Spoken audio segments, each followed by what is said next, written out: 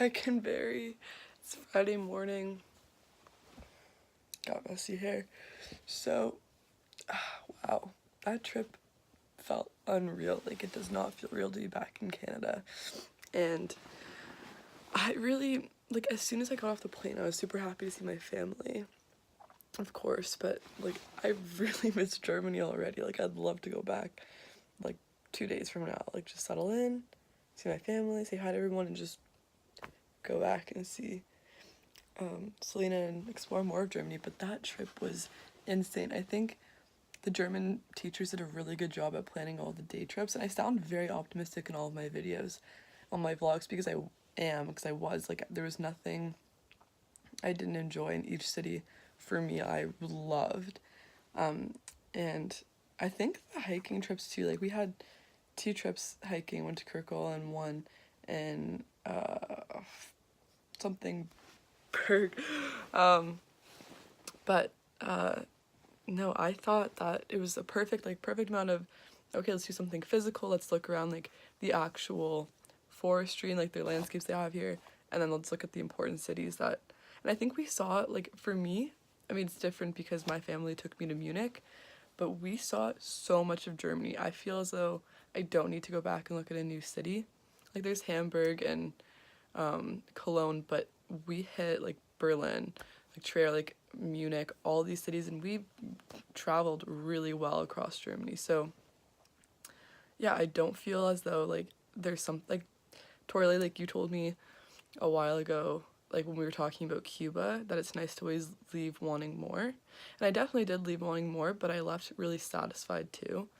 And yeah, it was perfect. And my favorite trip was probably Trier, because it was just so old and it was cool. And even going to Canada's Wonderland, they have this medieval section and it looks like Trier, and going to Trier, I was like, this looks fake, but it's real. Like, that was the real architecture from that time. Like, these were real buildings people worked in, lived in. That was just amazing. And this whole trip was life-changing.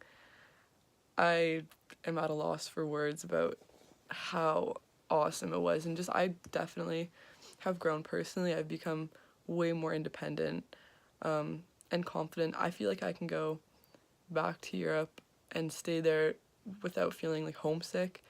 And I don't know, it just, even with, like, the planned day trips, we didn't have that much, like, we didn't get to choose where we went, but having the freedom during the day to explore it made me feel more confident in myself and, like, my sense of direction. So yeah, I thought it was awesome. I want to go back. I'm jealous of all the German students that are coming back to see their students this summer, but I mean, Selena's a great reason to have to go back to Germany, and not that I'd ever need a reason to, but yeah. And the Chesterton quote, the traveler sees what he sees, the tourist sees what he comes to see. At the beginning of the trip, I interpreted it the same as I do now, which is the traveler makes an adventure out of it, and it's not necessarily, like, following a tight schedule.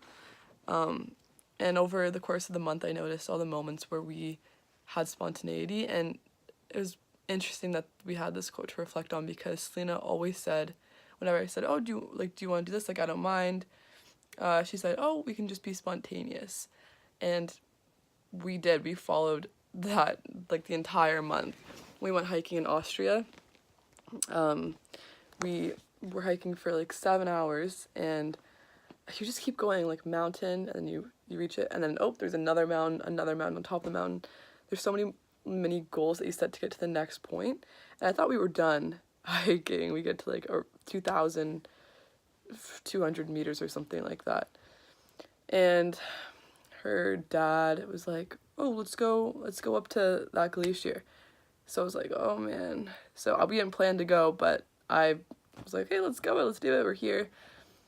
We hiked up, and there was this huge blue lake called Black Lake, and I don't know, that was really spontaneous. Like, I wasn't expecting to go up there to see that, and I had a one more there too. I had a lot of little one mores, but that that was special because I haven't, it was like Tobermory water, but it was like, it was real. It was real glacier water and just the mountains in the background.